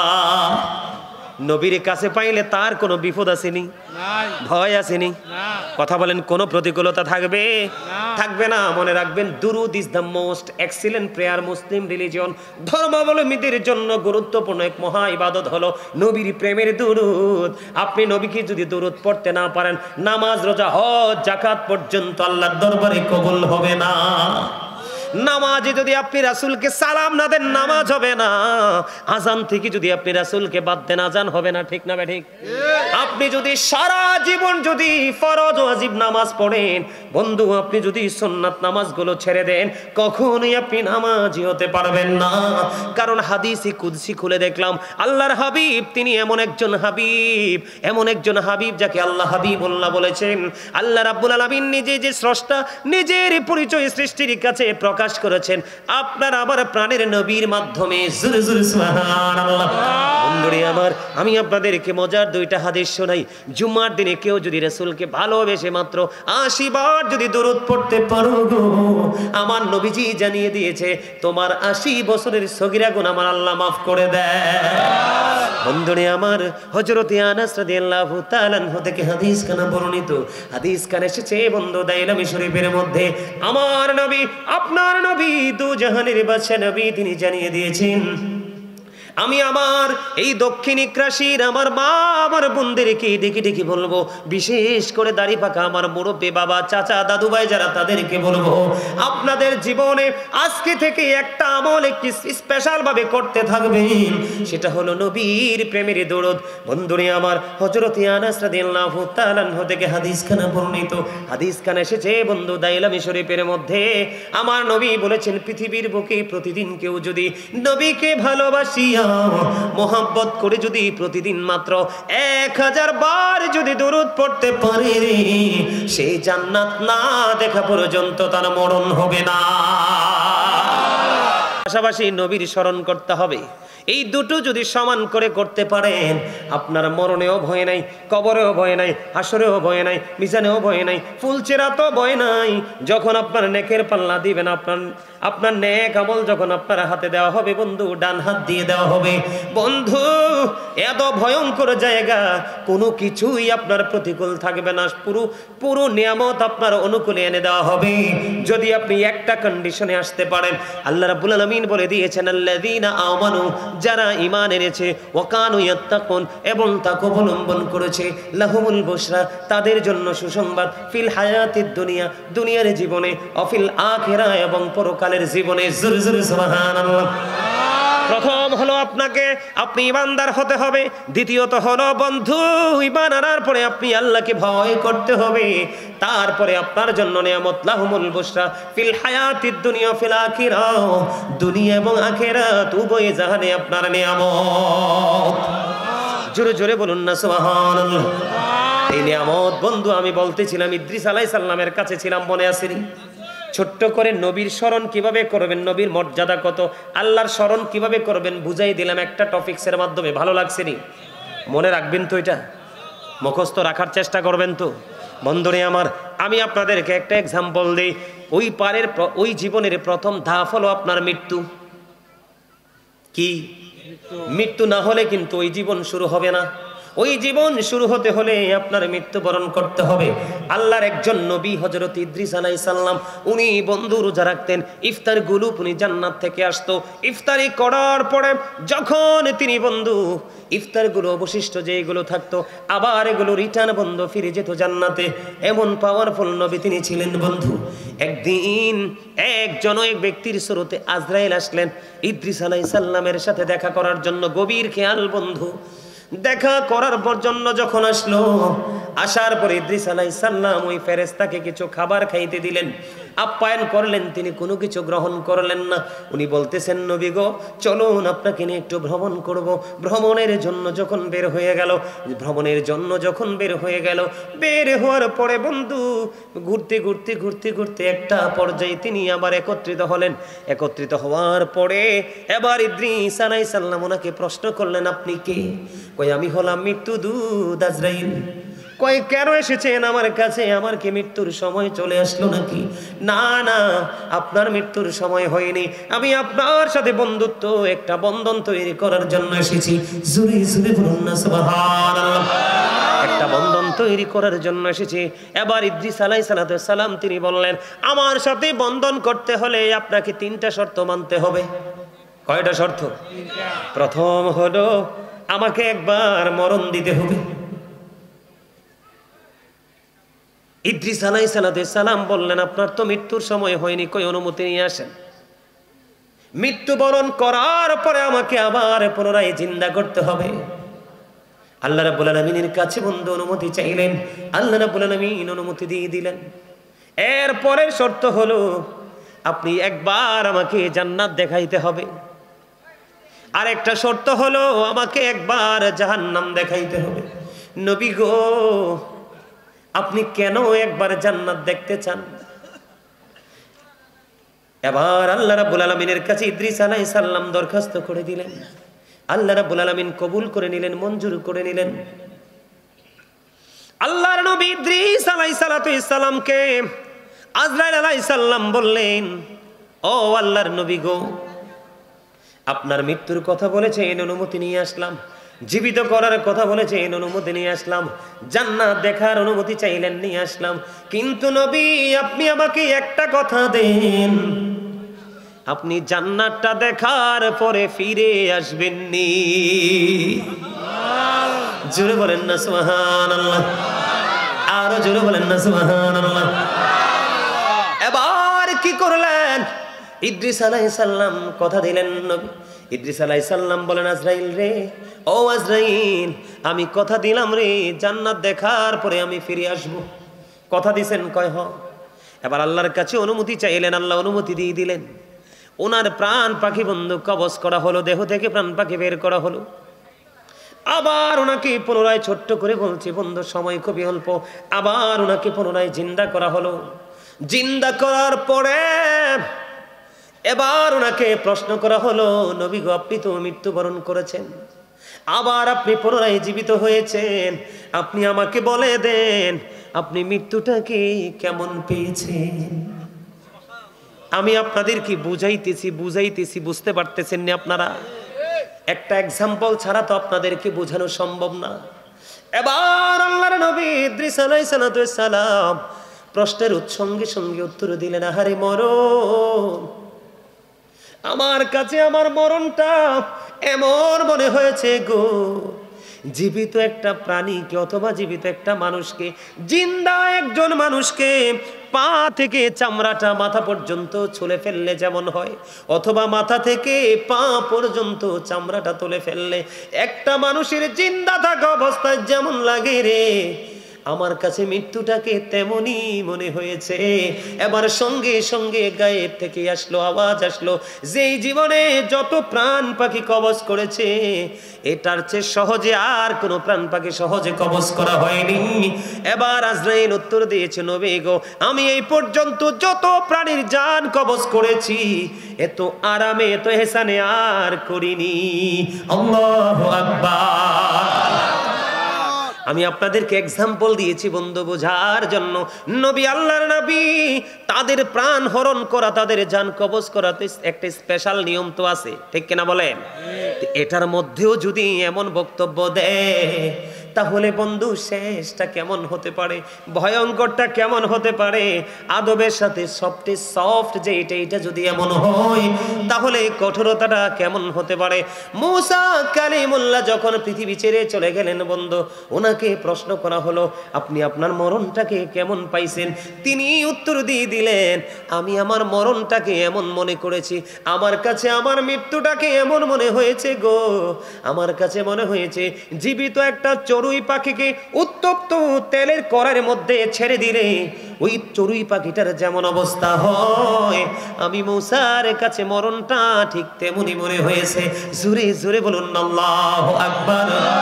আল্লাহ রাব্বুল আলামিন 8 জন নবীকে স্বর্গীয় উপাধি দিয়েছেন। কয়জন নবী? 8 জন নবীকে স্বর্গীয় উপাধি দিয়েছেন। একজন হলো আপনার আমার প্রাণের নবী ও বন্ধু, আরেকজন হলো আদম সফিউল্লাহ, নূহ নাজিউল্লাহ, ইব্রাহিম খলিলুল্লাহ, ইসমাইল জবিউল্লাহ, দাউদ খলিফাতুল্লাহ, মূসা কালিমুল্লাহ, ঈসা রুহুল্লাহ, মূসা কালিমুল্লাহ। আল্লাহর সাথে মূসা কালিমুল্লাহ কথা বলেছেন। মূসা স্পোক টু আল্লাহ। জোরে জোরে বলেন না সুবহানাল্লাহ। বন্ধুরে আমার, উনি যদি বলে ওনার মরণটা এমন হয়েছে, তাহলে পাপী মানুষের মরণ কেমন হতে পারে রে? আপনার আমার প্রাণের নবীর শ্রেষ্ঠ মুবারক বুক মুবারকের উপরে যখন আজরাইল হাত রাখলো, আজরাইল রাখার পরে আমার নবী প্রশ্ন করলো, রে আজরাইল, তুমি আমার বুকের উপরে কি রেখেছো? নবী গো, আমার একটা অংশ রেখেছি। আমার নবীজি একটা ডাক দিয়ে বললেন, আজরাইল, আমার কাছে মনে হয় ও আজরাইল, আসমান জমিন যদি আমার বুকের উপর তুলে দেওয়া হতো রে, আমি নবীর কাছে এত কষ্ট করে মনে হতো না। তোমার একটা অংশ আমার উপরে রেখেছো, আমি এতটাই কষ্ট ভোগ করতেছি, অনুভব করতেছি বন্ধু। আমার নবী একটা ডাক দিয়ে বললেন, আজরাইল রে, আমার উম্মত এত কষ্ট সহ্য করতে পারবে না, আমার উম্মত গুলো দুর্বল, সইতে পারবে না, আমাকে আমার উম্মতের যন্ত্রণা পর্যন্ত তুমি দিয়ে দাও। জোরে জোরে বলেন না সুবহানাল্লাহ। বন্ধুরে আমার, ঈসা নবী এমন একজন নবী ছিলেন বন্ধু, ওনার হাতের ইশারায় আশার আঘাতে মরা মানুষ জিন্দা হয়ে যাইত। এটা আপনারা শুনছেননি কখনো? একবার ঈসা নবীর ওনার একটা মুজিজা ছিল। বন্ধু, একদিন উনি এবং ওনার সঙ্গীরা অনুমতি নিয়ে একটা বকরি খেয়েছিলেন। ওনার সঙ্গীদেরকে সহ বলেছিলেন, তোমরা বকরিটা খাওয়ার পর একটা কাজ করবা, কাজটা হলো তোমরা চামড়াগুলো, হাড়গুলো একত্রিত করে রাখবা। বকরি জবাই হলো, গোস্ত মানুষ খেয়ে ফেললো, এক জায়গার মধ্যে রাখা হলো। ঈসা নবীর হাতে একটা বরকতময় আশা ছিল, আশাটা দিয়ে টাচ করতে দেরি, ওই বকরি আবার পুনরায় জিন্দা হয়ে পালে যাইতে দেরি করে না। সুবহানাল্লাহ বলেন না। আমি আপনাদেরকে বুঝাইতে চাই বন্ধু, মৃত্যুটা কেমন হবে। ঈসা নবীর কাছে একদিন এক বেঈমান এসে ডেকে ডেকে বললেন, ও আল্লাহর নবী ঈসা, আপনি তো মরা মানুষ জিন্দা করতে পারেন, পুরনো কোনো মৃত্যু ব্যক্তিকে জিন্দা করতে পারবেন কি? এবার ঈসা রুহুল্লাহ ডেকে ডেকে বললেন, তুমি বলো আমি কাকে জিন্দা করব? কয় আপনি ওই প্রথম জামানার নবী নূহ আলাইহিস সালামের ছেলে শামকে আপনি জীবিত করুন। এবার যখন শামকে জীবিত করার কথা বলল, এবার তিনি কি করলেন? শামের কবরের পাশে গেলেন। শামের কবরের পাশে গিয়ে যখন দোয়া করলেন, আল্লাহ রাব্বুল আলামিন নূহ আলাইহিস সালামের ছেলে শামকে জিন্দা করে দিলেন। শাম যখন জিন্দা হয়ে উঠল, শামের সাথে উপস্থিত মানুষগুলো কথা বললেন, ওনাকে প্রশ্ন করলেন, আপনাদের জামানায় মানুষের তো চুল পাকতো না, দাড়ি পাকতো না, আপনার চুল দাড়িগুলো কেন পাইকা সাদা হয়ে গেল? ওই যে দেখেন ওই চাচার চুল দাড়িগুলো একটাও কিন্তু কালো নাই, ওনার মতো সাদা হয়ে গেল, একবারে ধবধবে সাদা। উপস্থিতিরা প্রশ্ন করলো, আপনার চুল দাড়িগুলো কেন সাদা হয়ে গেল? এবার তিনি উত্তর দিলেন, নূহ আলাইহিস সালামের ছেলে শাম তিনি উত্তর দিলেন, আমার চুল দাড়িগুলো পেকে যাওয়ার কারণ হলো, আমার চুল দাড়িগুলো পাইকা যাওয়ার কারণ হলো, আমি জানি মানুষ একবার ইন্তেকাল করবে আর ওই দিন মানুষ জিন্দা হবে, ওই দিনটা হলো কিয়ামতের দিন। আমাকে যখন আজকে ডাকা হলো, আমার কাছে মনে হয়েছে কিয়ামত মনে হয় কায়েম হয়ে গেছে, সেই আতঙ্কে চুলদারিগুলো পাইকা সাদা হয়ে গেছে। ওনাকে প্রশ্ন করা হলো, আপনার মৃত্যুর বয়স কত? কয় আমি যে মৃত্যুবরণ করেছি মৃত্যুর বয়স হলো 4000 বছর। তিনি নূহ আলাইহিস সালামের ছেলে শাম একটা ডাক দিয়ে বলল, আমার মৃত্যুবরণ করেছি, মরণ হয়েছে 4000 বছর হয়েছে, এখনো পর্যন্ত আমি মৃত্যুর যন্ত্রণা ভুলতে পারি নাই। বন্ধু, কেমন করে বাঁচবা? বাঁচার তো কোনো উপায় নাই, পৃথিবীর কোনো জায়গা নাই যে তুমি মৃত্যু থেকে পলায়ন করতে পারবা। এই মৃত্যু যদি তোমার নেয়ামত হয়, ওই মৃত্যু যদি তোমার সুন্দর হয়, তাহলে তোমার সব কিছু সুন্দর হয়ে যাবে। ও বন্ধু, তিনি বললেন, আমি 4000 বছর হয়েছে ইন্তেকাল করেছি, এখনো পর্যন্ত আমি মৃত্যুর যন্ত্রণা ভুলতে পারিনি। মৃত্যুর যন্ত্রণাটা ভুলবে কেমন করে? মৃত্যুর সবচেয়ে কম যন্ত্রণা হলো, মৃত্যুর সবচেয়ে একবার লয়েস্ট যে শ্রেণীর যন্ত্রণা কষ্ট, সেটা হলো 1000 তলোয়ার মারার আঘাতের সমান। আল্লাহু আকবার বলেন না। একটা মানুষের বডিতে যদি 1000টা তলোয়ার দিয়ে আঘাত করা হয়, সহ্য করা যাবে? কেমন হবে যন্ত্রণা? 1000টা আঘাত যদি লাগায় বন্ধু, একদিকে 1000টা তলোয়ারের আঘাত, আর একদিকে আপনি যখন ডাক্তারের কাছে যাবেন, একটাকে সেলাই করবে, ওই দিক দিয়ে এক যন্ত্রণা, যন্ত্রণার কোনো শেষ নাই। বন্ধু, একটা আপনাকে আংশিক একটা ধারণা দিয়ে দিলাম, হাদিস শরীফের মধ্যে এসেছে মৃত্যুর সবচেয়ে কম যন্ত্রণা হলো 1000 তলোয়ার মারার আঘাতের সমতুল্য। আওয়াজ তুলে বলুন আল্লাহু আকবার। এই যন্ত্রণা থেকে, মৃত্যুর যন্ত্রণা থেকে বাঁচতে চান কি চান না? কবরের আযাব থেকে বাঁচতে চান কি চান না? ওই হাসরে নেয়ামত চান কি চান না? নবীজির দিদার চান কি চান না? আরো জোরে বলেন। সবাই চান। চাইলে আপনাদেরকে ওই যে বলেছি আল্লাহর কোরআন থেকে, আল্লাযীনা আমানু, যারা ঈমান এনেছে তার মানে ঈমানদার হতে হবে, ওয়া কানু ইয়াত্তাকুন, এবং তাকে অবলম্বন করেছে তার মানে ভয় করতে হবে, লাহুমুল বুশরা, তাদের জন্য সুসংবাদ, ফিল হায়াতিদ দুনিয়া ফিল আখিরাহ। আল্লাহ রাব্বুল আলামিন বলেছেন, ঈমান আনার পরে, ঈমানদার হওয়ার পরে যদি অন্তরে ভয় রেখে জীবন যদি তুমি পরিচালনা করতে পারো, তোমার জন্য গুড নিউজ হলো দুনিয়াতে এবং আখিরাতে। তার মানে কবর যেমনটি হোক বন্ধু, আমি কি পজিটিভ দিক নিয়ে একটু আলোচনা করব নি? কথা বলেন, করব? জান্নাতের মধ্যে বন্ধু মিনিমাম 100টি স্তর আছে। কয়টি? মিনিমাম 100টি স্তর আছে। আপনার কত জায়গার প্রয়োজন, আপনার কত সোনার প্রয়োজন, আপনার কত অর্থের প্রয়োজন, আপনি যদি জান্নাতি হন, আপনার যে ঘরটা সেটা পুরোটাই হবে সোনার তৈরি। আপনার কত স্বর্ণের প্রয়োজন, আপনার কত বিশ্রামের প্রয়োজন। জান্নাতের একটা বৃক্ষ এত বিকট হবে, এত বড় হবে রে, পৃথিবীর সবচেয়ে দ্রুতগামী যেই ঘোড়াটা, যেই হর্স মানে রান ফাস্ট, ঠিক কিনা বলেন? ঘোড়ার কি দৌড়াইতে পারে কিনা বলেন? ফাস্ট না স্লো? বন্ধুরে আমার, যেই ঘোড়াটা অত্যন্ত দ্রুত গতিতে দৌড়াতে পারে গোটা পৃথিবীর, এই রকম একটা ঘোড়া যদি জান্নাতের একটা গাছের ছায়ার নিচে 100 বছর দৌড়ায়, তারপরেও জান্নাতের ওই গাছের ছায়া ঘুরে শেষ করতে পারবে না।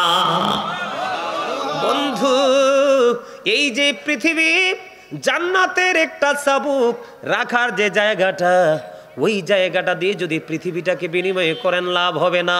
একটা চাবুক পরিমাণ রাখার জায়গা, ওই জায়গাটা সমস্ত পৃথিবীর চাইতে আরো উত্তম। 100টা স্তর আছে জান্নাতের মধ্যে বন্ধু, একটা স্তর থেকে আর একটা স্তরের দূরত্ব মিনিমাম 100 বছরের রাস্তা। জোরে কন্যা সুবহানাল্লাহ, আর জোরে বলেন সুবহানাল্লাহ। বন্ধুরে আমার, জান্নাতে যে যাবে, জান্নাতি যে হবে, তাদের সিমটম হবে বড় ব্যতিক্রম। আমি আপনাদেরকে বলি, এই যে আমি একটু আগে আপনাদেরকে জিকিরের কথা বললাম না, এই এই তুমি সামনে আসো, এখানে আসো, তুমি হ্যাঁ আসো, এখানে আসো, আচ্ছা বড় এই চাচা আপনি একটু ফ্রি হয়ে বসেন। তার যে মনের কত কথা দুইটা, আমার মনে হয় আজকে আমার ওয়াজ শেষ হবে, দুজনের মনের কথা শেষ হবে না, এই জন্য একটু আলাদা করে দিলাম, ঠিক আছে না? ঠিক আছে বন্ধু, আমার দিকে তাকান।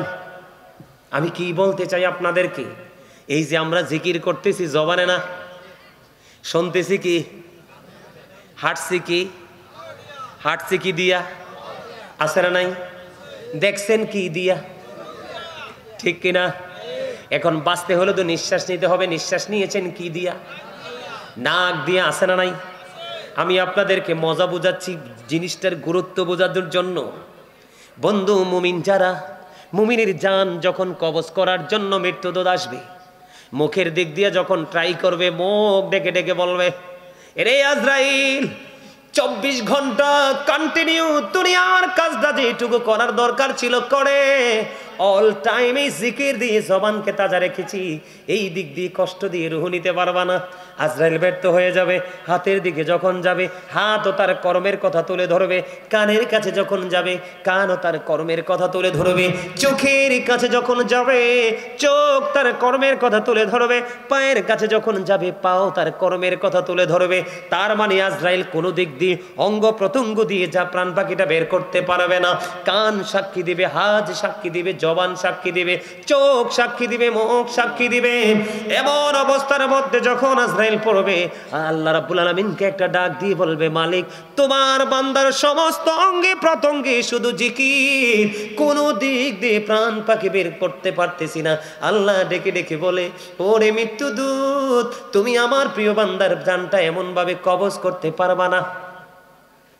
সুবহানাল্লাহ কয় না? আরে আরো জোরে কর না, আরো জোরে।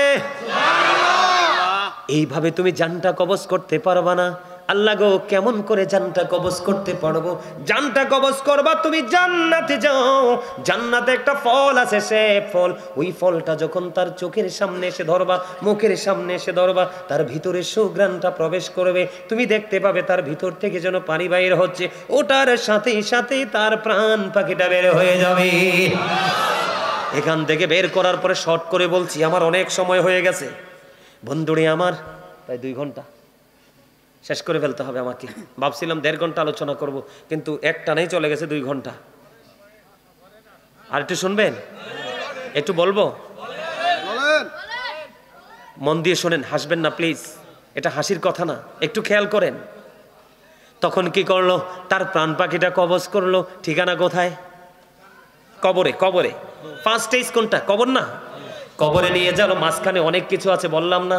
কবরে যখন নিয়ে যাওয়া হলো, ফেরেশতা আসলো, বললো কালো চোখে, কালো নীল চক্ষু বিশিষ্ট বন্ধু, নীল বর্ণের ফেরেশতা আসলো কবরে।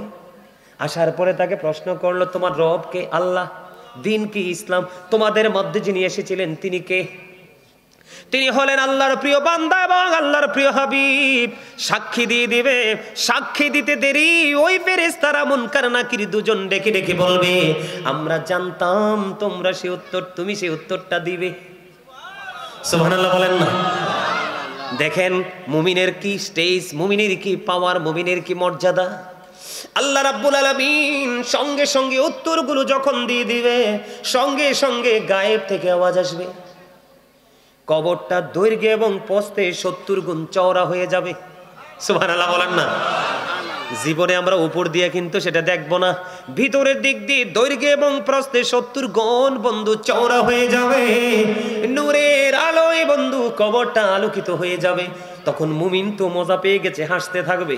হাসতে হাসতে ফেরেশতাদেরকে ডেকে ডেকে বলবে, ও ফেরেশতারা, আমাদেরকে আবার পৃথিবীতে একটু ফিরে যেতে দাও না। কয় না না না, আর তো ফিরে যেতে পারবা না, তুমি নতুন পরের মতো তুমি ঘুমিয়ে যাও, নতুন পরের মতো তুমি ঘুমিয়ে যাও, তুমি আর ফিরে যেতে পারবা না। আমার আপন স্বজন কান্দে, কয় কোনো কিছু হবে না, তুমি নতুন বরের মতো ঘুমিয়ে থাকবে ওই পর্যন্ত, যেই পর্যন্ত না তোমার মালিক তোমাকে না ডাকবে। তার মানে কিয়ামত পর্যন্ত তুমি ঘুমাও। কিন্তু আল্লাহ রাব্বুল আলামিন কোরআনে বলে দিয়েছেন বন্ধু, যারা আল্লাহর প্রিয় বান্দা, যারা আল্লাহর প্রিয় হয়ে গেছে, আল্লাহ রাব্বুল আলামিন বলেছেন ইনদা রাব্বিহিম ইউরযাকুন। ও বন্ধু, যারা আল্লাহর প্রিয় হয়ে কবরে গেছে, তাদের কবরটা নূরে গুলজার হয়ে যাবে, দৈর্ঘ্যে প্রস্থে 70 গুণ চওড়া হয়ে যাবে, নতুন বরের মতো সম্মান নিয়ে ঘুমিয়ে যাবে। আল্লাহ বলতেছে শুধুই ঘুম পাড়াবো না, শুধুই ঘুম পাড়াবো না, আমি আল্লাহ তাদের জন্য খবর জানিয়ে দিলাম, আমি আল্লাহ তাদের জন্য জান্নাতি খাবার বরাদ্দ করে দিলাম। জোরে জোরে বলেন না সুবহানাল্লাহ। They receive food from Allah. আল্লাহর প্রিয় মুমিন বান্দা জান্নাত থেকে খাবারটা রিসিভ করবে, ভক্ষণ করবে। সবচেয়ে বড় মজার খবর হলো বন্ধু, সে খাবার ভক্ষণ করবে, ঢেকুরের সাথে ফিনিশ হয়ে যাবে, তার কোনো প্রস্রাব হবে না, তার কোনো পায়খানা হবে না। আল্লাহ রাব্বুল আলামিন তার জন্য জান্নাতি নিয়ামত বরাদ্দ করে দিবে। আল্লাহ বলবেন তার কবরটা জান্নাতের সাথে একটা যোগাযোগ করে দাও। ও বন্ধু, জান্নাতের সাথে মুমিনের কবরটার যোগাযোগ হয়ে যাবে। কোনটা ভালো, এখনকারটা না আগেরটা? এখনকারটা, ঠিক কিনা বলেন? মুমিন হতে চান তো? সবাই চান বন্ধু, মুমিন হতে হবে। আপনি কারো উপকার করতে না পারেন, ক্ষতি করেন না। কথা কি বুঝে আসছে? আপনাদের এই ইকরাশি গ্রামে মানুষ সুদ খায়নি? খায় তো, মুমিন হইল কেমনে? হ্যাঁ, হইতো না তো। নবীজি মেরাজে গিয়ে জাহান্নামের দিকে তাকায় দেখছে এক একটা মানুষের পেট এক একটা ঘরের মতো বড় বড়। জিব্রাইল, এরা কারা? নবীজি যখন প্রশ্ন করলেন, জিব্রাইল বলে, ইয়া রাসূলুল্লাহ, এরা দুনিয়ার নামদারি আপনার উম্মত, সুদখোর। নবীজি বলে, আমি তার দিকে তাকায় দেখলাম তার পেটের মধ্যে শুধু সাপ আর বিচ্ছু। নাউজুবিল্লাহ বলেন না। লা তুকবালু সালাতুন বিগাইরি তুহুর ওয়ালা সাদাকাতুম মিন গুলুল। পবিত্রতা ছাড়া ইবাদত কবুল হয় না, হালাল টাকা না হইলে দানও কবুল হয় না। আল্লাহর হাবিব বলে দিয়েছেন, কেউ যদি 10 টাকা দিয়ে একটা জামা কিনে, 9 টাকা এখানে হালাল, 1 টাকা সুদের, সারা জীবন নামাজ পড়তে পারবে, কোনো লাভ হবে না। আপনাদের এদিকে কেমন মানুষ জানি না, আমাদের এদিকে কিন্তু যার ক্ষমতা বেশি পছন্দ, এদিকেও আছে। অমর খোদা মুইয়ান কি হরমু, আমার দিকে তাকান বন্ধু। এগুলো হলো বন্ধু বর্তমান সমস্যা। আল্লাহর হাবিব জানিয়ে দিয়েছেন, কেউ যদি পৃথিবীর বুকে কারো কাছ থেকে 1 বিঘা পরিমাণ জায়গা জোর করে দখল করে, আল্লাহ রাব্বুল আলামিন কাল হাসরের দিন তার গলায় 7টা পৃথিবী মালা বানাইয়া পড়াইয়া দিবে। ওই যে শুরুতেই বলেছিলাম, বাঁচতেও পারবা না, মরতেও পারবা না, পালাইতেও পারবা না। নাউজুবিল্লাহ বলেন না। সমস্যার শেষ আসেনি? আরো জোরে বলেন, আছে? সমস্যা শেষ আছে? এবার আসেন, আপনাদের এলাকায় ফুলাফাইন জিন্স প্যান্ট পরেনি? অমর খোদা, আল্লাহ মানুষকে 3 শ্রেণীর পোশাক দিছে। কয় শ্রেণীর? একটা হচ্ছে নরমালি লজ্জাস্থান ঢাকার পোশাক, দ্বিতীয়ত হলো সাজের পোশাক। আল্লাহ কোরআনে বলেছেন, ওয়ালিবাসুত তাকওয়া যালিকা খায়র। আল্লাহর কাছে সবচেয়ে উত্তম পোশাক হলো তাকওয়ার পোশাক, যেটা শরীয়ত সম্মত। আমার দিকে তাকান, পুরুষের পোশাক পরার নিয়ম হলো উপর দিয়ে নাভি বরাবর অথবা উপরে, আর নিচের দিক দিয়ে হলো টাকনুর উপরে। এই কন্ডিশনে পোশাক পরা পুরুষের জন্য ফরজ। আর এই কন্ডিশনে যদি পোশাক না পরেন, তাহলে কি হয়ে যাবে? নামাজ রোজা কবুল, নামাজ কবুল হবে না। সম্মানিত উপস্থিতি, এমনি করে করে আমাদের মধ্যে সমস্যার কোনো শেষ নাই। সবগুলো সমস্যার অবসান করতে হবে আলেম ওলামাদের সাথে আমাদেরকে সম্পর্ক রেখে। কথা কি বুঝতে পারছেন? 5 ওয়াক্ত নামাজ পড়বেন, মা বাবার সাথে ভালো আচরণ করবেন, হালাল পথে রোজগার করবেন, সামাজিক বন্ধনে আবদ্ধ হবেন। বিশেষ করে সর্বশেষ যে বক্তব্য, সম্মানিত উপস্থিতি, আল্লাহ রাসূল আমাদেরকে, সন্তান তো এখনকার বেশিরভাগই অমানুষ, কথা কয় না? এখনকার যুগের ছেলেমেয়েরা ম্যাক্সিমামই কি অমানুষ না? ঠিক না বে ঠিক? এই অমানুষ হওয়ার কারণ দায়ী আমরা। কেডা? কথা বলেন না কারা? বাবা মা যারা, অভিভাবক যারা, তারা। বাবা মার দায়িত্ব হলো every parent should take care their children very carefully. প্রত্যেকটা পিতামাতার উচিত সন্তানের দায়িত্ব যত্ন সহকারে পালন করা। আর আমরা সন্তান হিসাবে আমাদের উচিত we should Obi our parents. আমাদের প্রত্যেকের উচিত পিতামাতাকে মান্য করা। ঠিক না ঠিক? প্যারাডাইস কইতাম, paradise of the child under the feet of the mother. মায়ের পায়ের নিচেই সন্তানের জান্নাত। কথা বলেন। এখন সন্তান তো হুট করেই জান্নাত চিনবে না, সন্তানকে চিনাইতে হবে, ট্রেনিং দিতে হবে। সে ট্রেনিংটা হলো রাসূল বলেছেন আদিবু আওলাদাকুম আলা সালাতি খিসালিন হুব্বি নাবিকুম ওয়া হুব্বি আহলি বাইতিহি ওয়া আলা কিরাতিল কুরআন। রাসূল বলেছেন তোমরা তোমাদের সন্তানদেরকে তিনটি বিষয় শিক্ষা দাও। কয়টি? হুব্বি নাবিকুম, teach the love of the prophet. নবীর ভালোবাসা শিখাও। এই ভালোবাসায় আমাদের ঈমান এবং ফরজ। কি হুজুর? এটা না থাকলে আপনি যতই ভালো কাজ করেন আপনার সফলতা দুনিয়াও নাই আখিরাতেও নাই। এরপরে বলেছেন অহুব্বি আহলে বাইতিহি, টিচ ফ্যামিলি লাভ। নবীর পরিবারের ভালোবাসা শিখাও। এরপরে বলেছেন ওয়া আলা কিরাতিল কুরআন, কোরআন তেলাওয়াত শিখাও। এই তিনটা জিনিস সন্তানকে প্রাথমিকভাবে শিক্ষা দিয়ে দিবেন, সন্তান আর পথভ্রষ্ট হবে। এখন তো আমাদের দেশে কত নতুন নতুন বক্তব্য বের হচ্ছে। আজকে আসার সময় গাড়িতে দেখলাম একজন পীর সাহেব, নাম বলতে চাই না, মা খাদিজাকে নিয়ে এমন বিশ্রী বক্তব্য করেছে। আজকে আসার সময় যাত্রাবাড়ি বললাম না, জ্যামে পড়ে আছি, জ্যামের মধ্যে তখন হঠাৎ করে আপনার অনেক সময় জ্যামে মোবাইলটা ওপেন করে দেখলাম সামনে ভিডিওটা চলে আসলো। মা খাদিজাকে বুড়ি বলেছে। এত আসতে বললেন নাউজুবিল্লাহ। মা খাদিজাকে চিনেন? মা খাদিজা সম্পর্কে কিছু জানেন? আবার বলে আগে 2 বার বিবাহিত ছিল। নাউজুবিল্লাহ বলবেন না? বিবাহ আমি তো খুব ভদ্র ভাষায় বলেছি, আরো ভদ্র ভাষায় তাদের সম্পর্কে কথা বলা উচিত। ঠিক কিনা বলেন? মা আয়েশা নাকি মা খাদিজাকে বুড়ি বলে সম্বোধন করেছেন। নাউজুবিল্লাহ বলেন না? মা খাদিজার পাওয়ার কত জানেন? জানেন না? একটু বলবো, একটু বলি, আমাদের ইমান যেন নষ্ট কেউ করতে না পারে। রাসূল এবং রাসূলের পরিবার সাহাবায়ে কেরাম সম্পর্কে সচেতন হতে হবে। হযরত আলী রাদিয়াল্লাহু তাআলা আনহু থেকে হাদিস বর্ণিত, রাসূল বলেছেন ক্বালা মান সাব্বা নাবিয়্যা ফাকতুলুহু ওয়া মান সাব্বা সাহাবী ফাদরিবুহু। আমার নবীকে যারা গালি দিবে, নবীর ইজ্জতের চাদর ধরে টান দিবে, অপমান করবে, রাসূল বলেছেন তোমরা যদি আমার সত্যিকারের উম্মত হও তাকে হত্যা করে ফেলো। কথা বুঝেন নাই? হযরত ওমর তো তার বাবাকে হত্যা করে ফেলছে।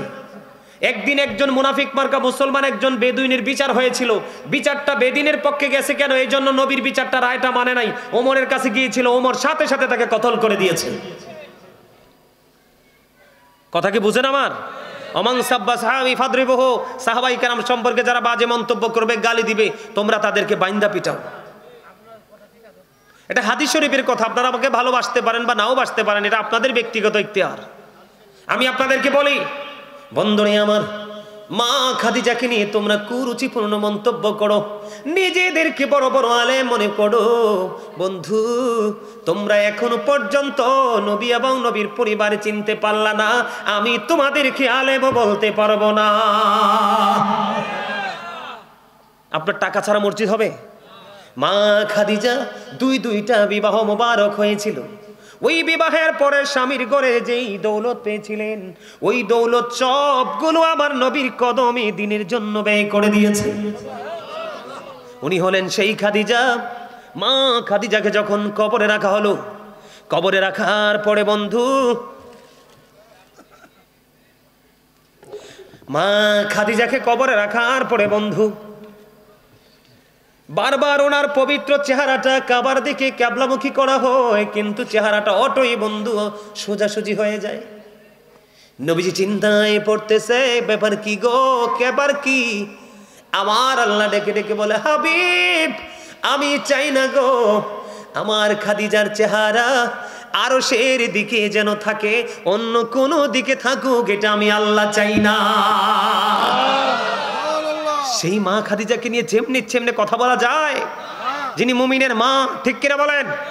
বন্ধুরে আমার, শুধু এখানে একান্ত নয়, মা খাদিজাতুল কুবরা রাদিয়াল্লাহু তাআলা আনহা আমার নবীজির জন্য খাবার নিয়ে আসতেছে। এই দিক দিয়ে আল্লাহর পক্ষ থেকে জিব্রাইল আমার নবীর কাছে আসতেছে।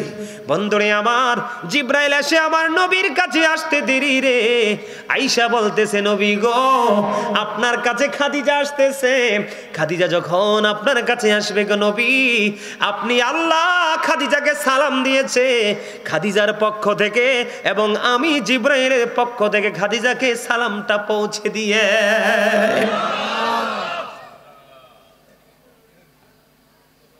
মা আয়েশা বলেছেন, আমার বিবাহের আগে খাদিজা পৃথিবী থেকে বিদায় হয়ে গেছে, তারপরেও আমার এত বেশি হিংসা হতো। এটা পজিটিভ হিংসা, নেগেটিভ না। কেমন হিংসা? আমার নবীজির জীবন থেকে খাদিজা চলে গেল। আমার নবীজি যখন খাদিজাকে নিয়ে বলতে থাকতেন, আলোচনা করতে থাকতেন, আলোচনা করতেই থাকতেন, আমি আমার নবীর মধ্যে খাদিজার ক্ষেত্রে কখনোই কোনো বিরক্ত দেখতে পাই না। এই জন্য আমার খুব হিংসা হতো। বন্ধু, আরেকদিন যদি কখনো আসি আপনাদের কাছে সে বিষয় নিয়ে আলোচনা শোনাবো। আসলে আমার জন্য অনেকটা দেরি হয়ে গেছে, 2.5 ঘন্টার কাছাকাছি হয়ে গেছে। আমাকে মাহফিল কমিটি একটু অনুরোধ করেছে, আপনারা কি আমার সাথে একটু আমার কথার কি একটু সম্মান রাখবেন? আপনারা কথা বলেন। আগামী বছর মাহফিলটা হোক, এটা কি আপনারা সবাই চান? আর জোরে বলেন, চান? আপনাদের পাশে কবরস্থান আছে না? এই কবরে আপনি আমি যাব কিনা? তো যাওয়ার আগে প্রস্তুতি নেওয়ার দরকার আছে না? সম্মানিত উপস্থিতি, এখন তো খোলামেলা কবরে মানুষ বসে পড়ে না, কথা বলে না, বসে পড়ে না। কিন্তু কবরে বসা কি জায়েজ? হাদিস শরীফের মধ্যে এসছে, আল্লাহ রাসূল বলেছে, আমার দিকে তাকান, ধরেন আমার এই জামাটা, আল্লাহ রাসূল বলেছে জামাতে আগুন লাগাইলে জামাটা পুড়ে যাবে না? রাসূল বলেছেন এই একটা জামার মধ্যে আগুন লাগাইলে জামাটা পুড়ে গেল, জামাটা পুড়ে গিয়ে তারপরে আগুনটা তার শরীরটাকেও পুড়িয়ে দিল।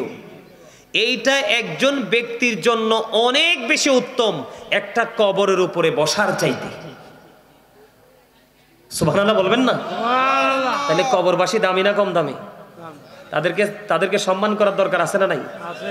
কখনোই কবরকে অসম্মান করবেন না। কবরবাসীকে দেখলে সালাম দিবেন, আপনি পরিচিত হন বা অপরিচিত হন। হাদিস শরীফের মধ্যে আসছে, আপনি সালাম দিলে সালামের জবাব কবরবাসী দেয়। সুবহানাল্লাহ বলেন আরো জোরে। এখন কবরস্থানের জায়গা তারা ক্রয় করেছেন। এই কবরস্থানের জায়গা ক্রয়ে মনে হয় কিছু টাকা ঋণ আছে, 2 লক্ষ টাকা ঋণ আছে। কি বলছি বুঝতে পারছেন? আমি আপনাদের কাছে একটু সাহায্য চাইবো। আপনারা কি এই কবরস্থানটাকে, এই যে জায়গাটা ক্রয় করেছে, এই যে ঋণটাকে মুক্ত করতে চান কিনা? আপনারা সবাইকে এলাকার, আমি বেশি আপনাদেরকে বিরক্ত করব না, আমি মেহমান মুসাফির আসছি আপনাদের কাছে, তারা যেহেতু অনুরোধ করেছে, আমি আপনাদের কাছে একটু সাহায্য চাইবো। এই ঋণ পরিশোধের জন্য আপনারা কি একটু সাহায্য করবেন? সম্মানিত উপস্থিতি, আমি আপনাদেরকে বলি নাই যে আপনি সাধ্যের বাইরে গিয়ে দেন। এই আমার দিকে তাকান। আমি যেমনি আজকে আপনাদের সামনে আলোচনা করছি, ঠিক তেমনি ভাবে তৎকালীন সময় রাসূল সাল্লাল্লাহু আলাইহি ওয়াসাল্লাম হযরতে আব্দুল্লাহ ইবনে মাসউদ রাদিয়াল্লাহু তাআলা আনহু থেকে হাদিসখানা বর্ণিত, আমার নবীজি এমনি সাহাবায়ে কেরামদেরকে নিয়ে আলোচনা করতে করতে তিনি বললেন, তোমাদের মধ্যে এমন কি কেউ আছো যে নিজের সম্পদের চাইতে ওয়ারিসের সম্পদ বেশি পছন্দ করো? সাহাবায়ে কেরাম বললেন, না ইয়া রাসূলুল্লাহ, আমরা নিজের সম্পদের চাইতে ওয়ারিসের সম্পদ বেশি পছন্দ করি না।